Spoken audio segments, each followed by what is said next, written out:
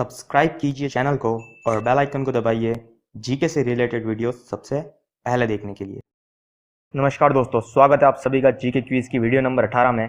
आज से जो वीडियोस होंगी उसमें जो क्वेश्चंस है वे काफ़ी इंपॉर्टेंट है, क्योंकि वे क्वेश्चंस मैंने पुराने एग्जाम्स को एनालिसिस करके सेलेक्ट किए हैं। तो आज की वीडियो शुरू करते हैं। चलिए पहला प्रश्न देखते हैं। राजस्थान का सर्वाधिक वन क्षेत्र वाला जिला कौन सा है? तो ऑप्शन है आपके सामने, ए कोटा, बी सवाई माधोपुर, सी डूंगरपुर और डी उदयपुर। इसका सही उत्तर है डी उदयपुर। राजस्थान का सर्वाधिक वन क्षेत्र वाला जिला उदयपुर है और सर्वाधिक वन क्षेत्र वाले जिले उदयपुर के अतिरिक्त हैं चित्तौड़गढ़, बारां और कोटा। और जैसे अगर न्यूनतम पूछा जाए तो वो है चूरू, न्यूनतम वन क्षेत्र वाला जिला चूरू है। उसके बाद हनुमानगढ़, नागौर और जोधपुर। चलिए अगला प्रश्न देखते हैं। निम्न में से वह स्थान जहाँ पर राज्य पक्षी कोडावन पाया जाता है वह है, उसके ऑप्शन है आपके सामने, ए सोकलिया, बी पोखरण, सी बिलाड़ा या डी जैतसर। काफ़ी इंपॉर्टेंट क्वेश्चन है, तो इसका सही उत्तर है ए सोकलिया। सोकलिया स्थित है अजमेर में। तो सोकलिया वह स्थान है जहाँ पर राज्य पक्षी घोड़ावन पाया जाता है और सोकलिया के अतिरिक्त हैं जैसे राष्ट्रीय मृग उद्यान जैसलमेर में घोड़ावन पाया जाता है, सोकलिया अजमेर में, सोरसन बारा में। और इससे रिलेटेड क्वेश्चन ये हैं जैसे कि घोड़ावन का उपनाम क्या क्या है, तो वो है सोन चिड़िया, शर्मिला पक्षी या फिर ग्रेट इंडियन बस्टर्ड किस पक्षी को कहा जाता है, तो वो है घोड़ावन। और इसका वैज्ञानिक नाम, ये भी काफ़ी इंपॉर्टेंट क्वेश्चन है कि घोड़ावन का वैज्ञानिक नाम क्या है, तो वो है क्रायोटिस नाइग्रिसेप्स। और एक इंपॉर्टेंट बात ये कि घोड़ावन जो पक्षी है वो विलुप्त होने की कगार पर है। राजस्थान में सिर्फ 48 घोड़ावन बचे हैं। ये थोड़े साल पहले न्यूज़ भी आई थी कि राजस्थान में कितने घोड़ावन बचे हैं, तो 48 घोड़ावन बचे थे उस समय। तो इससे आपके पॉइंट्स क्लियर हुए। जैसे इसे राज्य पक्षी कब घोषित किया गया, तो इसे किया गया 1981 में। और ये राजस्थान में कहाँ कहाँ पाया जाता है, तो ये पाया जाता है राष्ट्रीय मृग उद्यान जैसलमेर में, सोकलिया अजमेर में, सोरसन बारा में। और इसके उपनाम क्या क्या है, सोवन चिड़िया, शर्मिला पक्षी, ग्रेट इंडियन बस्टर्ड। इसका वैज्ञानिक नाम क्या है, तो वो है क्रायोटिस नाइग्रिसेप्स और घोड़ावन विलुप्त होने की कगार पर है। चलिए अगला प्रश्न देखते हैं। केंद्रीय ऊंट प्रजनन केंद्र स्थित है? ऑप्शन आपके सामने, ए फुलेरा जयपुर, बी नाचलना जैसलमेर, सी जोड़बीड़ बीकानेर या डी फलोदी जोधपुर। इसका सही उत्तर है सी जोड़बीड़ बीकानेर। केंद्रीय ऊंट प्रजनन केंद्र जोड़बीड़ जो कि बीकानेर में स्थित है। अगला प्रश्न देखते हैं। राजस्थान में कौन से जिले में जनसंख्या का सबसे कम घनत्व पाया जाता है? ऑप्शन है आपके सामने, ए बीकानेर, बी जोधपुर, सी बाड़मेर या डी जैसलमेर। इसका सही उत्तर है डी जैसलमेर। राजस्थान में जैसलमेर जिले में जनसंख्या का सबसे कम घनत्व पाया जाता है और 2011 की जनगणना अनुसार जैसलमेर का जनघनत्व था 17। क्लियर हुआ। चलिए अगला प्रश्न। मेवाड़ के अरावली क्षेत्र की भील जाति का लोक नाट्य है? ऑप्शन आपके सामने, ए गंधर्व, बी कवरी, सी भवई या डी रम्मत। इसका सही उत्तर है बी कवरी। मेवाड़ के अरावली क्षेत्र की भील जाति का लोक नाट्य गवरी है। और इससे इंपॉर्टेंट आपके क्वेश्चन बनते हैं कि राजस्थान का एकमात्र लोक नाट्य जो दिन में प्रदर्शित किया जाता है कौन सा है, तो वो है गवरी। और गवरी का प्रचलन राज्य में कहाँ पर है, तो जैसे डूंगरपुर, भीलवाड़ा, उदयपुर, राजसमंद और सिरोही जिलों में गवरी का सर्वाधिक प्रचलन है। क्लियर हुआ आपका। एकमात्र दिन में प्रदर्शित होने वाला लोक नाट्य कौन सा है, तो वो है गवरी। और मेवाड़ के अरावली क्षेत्र की भील जाति का लोक नाट्य कौन सा है, तो वो है गवरी। इसका प्रचलन डूंगरपुर, भीलवाड़ा, राजसमंद, उदयपुर और सिरोही जिलों में होता है। चलिए अगला प्रश्न। आदिवासियों का कुंभ कहा जाने वाला बेणेश्वर मेला किस जिले में लगता है? ऑप्शन से आपके सामने, ए डूंगरपुर, बी झालावाड़, सी बारा या डी बांसवाड़ा। इसका सही उत्तर है ए डूंगरपुर। आदिवासियों का कुंभ कहा जाने वाला बेणेश्वर मेला डूंगरपुर जिले में लगता है। और जो बेणेश्वर मेला है ये डूंगरपुर में 3 नदियों के संगम यानी त्रिवेणी संगम पर लगता है। और 3 नदियाँ कौन कौन सी है, सोम, चाखम एवं माही नदी। ये भी काफ़ी बार पूछे जाने वाला क्वेश्चन है कि बेणेश्वर मेला जिस त्रिवेणी संगम पर लगता है वो त्रिवेणी संगम किन नदियों का है, तो वो है सोम, चाखम एवं माही नदियों का है। और ये बागड़ प्रदेश का सबसे बड़ा मेला है। और इसके उपनाम क्या क्या है, इसे किन किन नामों से पुकारा जाता है, तो वो है आदिवासियों का कुंभ, भीलों का कुंभ, बागड़ पुष्कर। क्लियर हुआ आपका। एक तो बेणेश्वर मेला सोम, चाखम में माही नदियों के संगम पर लगता है और यह बागड़ प्रदेश का सबसे बड़ा मेला है। इसे आदिवासियों का कुंभ, बागड़ का पुष्कर, भीलों का कुंभ भी कहा जाता है और यह डूंगरपुर जिले में स्थित है।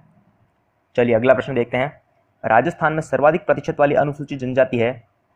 तो ऑप्शन आपके सामने, ए भील, बी मीणा, सी गरासिया या डी सहरिया। इसका सही उत्तर है बी मीणा। राजस्थान में सर्वाधिक प्रतिशत अनुसूचित जनजाति है मीणा, उसके बाद आती है भील व गरासिया। क्लियर हुआ। चलिए अगला प्रश्न। ये क्वेश्चन काफ़ी इंपॉर्टेंट है तो क्वेश्चन से आपके सामने राजस्थान में रेलवे ट्रेनिंग स्कूल कहाँ है? तो ऑप्शन से आपके सामने ए जयपुर, बी भरतपुर, सी उदयपुर या डी अजमेर। इसका सही आंसर है सी उदयपुर। राजस्थान में रेलवे ट्रेनिंग स्कूल उदयपुर में है। और क्वेश्चन पूछा जाए कि इसका शिलान्यास किसने किया था, तो वो किया था महाराणा भूपाल सिंह ने। और कब किया था, तो 25 मार्च 1955 को। क्लियर हुआ। राजस्थान में रेलवे ट्रेनिंग स्कूल उदयपुर में है और इसका शिलान्यास किया था महाराणा भूपाल सिंह ने 25 मार्च 1955 में। और एक इम्पॉर्टेंट बात, यहाँ पर भारत का सबसे बड़ा रेलवे मॉडल कक्ष है। उदयपुर में जो रेलवे ट्रेनिंग स्कूल है वहाँ पर भारत का सबसे बड़ा रेलवे मॉडल कक्ष स्थित है। चलिए अगला प्रश्न, जोधपुर शहर के संस्थापक थे। काफ़ी इंपॉर्टेंट क्वेश्चन है। तो ऑप्शन से आपके सामने ए मालदेव, राम मालदेव, बी राव दूधा, सी राव चंद्रसेन या डी राव जोधा। इसका सही उत्तर है डी राव जोधा। जोधपुर शहर के संस्थापक थे राव जोधा। और इससे रिलेटेड क्वेश्चन बनते हैं जैसे कि मारवाड़ के शासक राव जोधा का शासनकाल क्या था, तो वो था 1438 से 1489 ईस्वी में। और इन्होंने जोधपुर शहर की स्थापना कब की थी, तो उन्होंने की थी 1459 ईस्वी में। मारवाड़ के शासक राव जोधा ने 1459 ईस्वी में जोधपुर नगर की स्थापना की थी। और इन्होंने ही मेहरानगढ़ दुर्ग के निर्माण भी करवाया है। और मेहरानगढ़ दुर्ग से रिलेटेड एक क्वेश्चन है कि मेहरानगढ़ जो दुर्ग है वो किस पहाड़ी पर बना हुआ है, तो उसका उत्तर है चिड़िया टूक की पहाड़ी पर।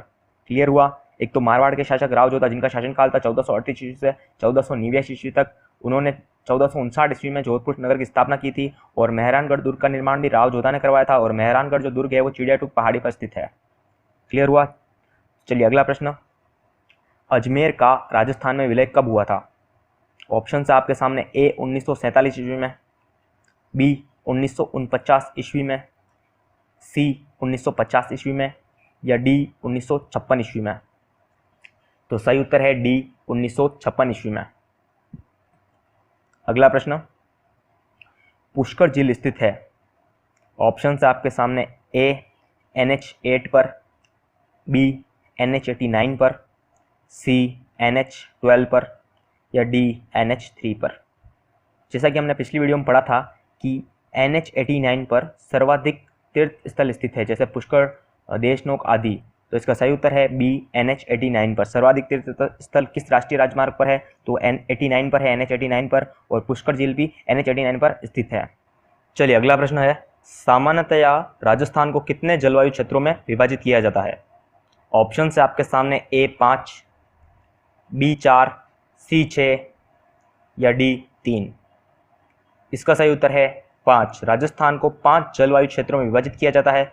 तो वे 5 जलवायु क्षेत्र कौन कौन से हैं, तो पहला है शुष्क जलवायु प्रदेश, दूसरा अर्ध शुष्क जलवायु प्रदेश, तीसरा उप आर्द्र जलवायु प्रदेश, चौथा आर्द्र जलवायु प्रदेश और पांचवा है अति आर्द्र जलवायु प्रदेश। क्लियर हुआ आपको। राजस्थान को 5 जलवायु क्षेत्रों में विभाजित किया जाता है, शुष्क जलवायु प्रदेश, अर्ध शुष्क जलवायु प्रदेश, उप आर्द्र जलवायु प्रदेश, आर्द्र जलवायु प्रदेश और अति आर्द्र जलवायु प्रदेश। चलिए अगला प्रश्न, राजस्थान में स्टील ग्रेड चूना पाया जाता है। तो उसके ऑप्शन है ए चित्तौड़गढ़ जिले में, बी सवाई माधोपुर जिले में, सी अलवर जिले में, डी जैसलमेर और नागौर जिले में। तो इसका सही उत्तर है डी जैसलमेर और नागौर जिले में। राजस्थान में स्टील ग्रेड चूना जैसलमेर और नागौर जिलों में पाया जाता है।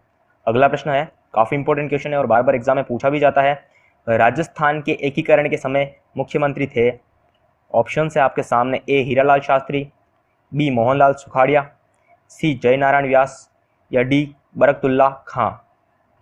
इसका सही उत्तर है बी मोहनलाल सुखाड़िया। राजस्थान के एकीकरण के समय मुख्यमंत्री मोहनलाल सुखाड़िया थे।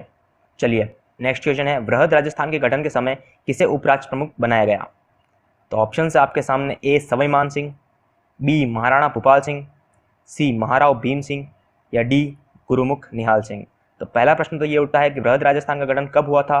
तो वो हुआ था 30 मार्च 1949 को। ये भी काफ़ी इंपॉर्टेंट क्वेश्चन है। और इससे रिलेटेड क्वेश्चन ये है कि जैसे एक तो उपराष्ट्र प्रमुख किसे बनाया गया, तो वो था सी महाराव भीम सिंह। बृहद राजस्थान के गठन के समय उपराष्ट्र प्रमुख महाराव भीम सिंह को बनाया गया था। और इससे रिलेटेड क्वेश्चन ये है कि महाराज प्रमुख किसे बनाया गया था, तो वो बनाया गया था महाराणा भूपाल सिंह जो कि उदयपुर के राजा थे। और राज प्रमुख बनाया गया था सवाई मान सिंह जो कि जयपुर नरेश थे। और उपराष्ट्र प्रमुख तो आपको पता ही है महाराव भीम सिंह जो कि कोटा के नरेश थे। तो क्लियर हुआ आपको। बृहद राजस्थान का गठन हुआ था 30 मार्च 1949 को। महाराज प्रमुख बनाया गया था महाराणा भूपाल सिंह को जो कि उदयपुर राजा थे। राज प्रमुख बनाया गया था सवाई मान सिंह को जो जयपुर के नरेश थे।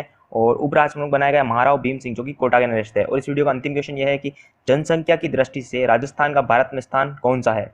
तो ऑप्शन है आपके सामने ए 5वां, बी 6वां, सी 7वां और डी 8वां। इसका सही उत्तर है डी 8वां। जनसंख्या की दृष्टि से राजस्थान का भारत में स्थान 8वां है। और इससे रिलेटेड क्वेश्चन, इंपॉर्टेंट क्वेश्चन कि क्षेत्रफल की दृष्टि से राजस्थान का स्थान कौन सा है। तो 29 राज्यों में क्षेत्रफल की दृष्टि से राजस्थान का देश में प्रथम स्थान है और जनसंख्या की दृष्टि से 8वां स्थान है। चलिए, अगर आपको वीडियो अच्छी लगी है तो वीडियो को लाइक कीजिए और अपना सुझाव नीचे कमेंट बॉक्स में लिखिए और वीडियो को शेयर करना मत भूलिए और चैनल को सब्सक्राइब कर लीजिए। मिलते हैं ऐसी ही एक इंपॉर्टेंट अगली वीडियो में।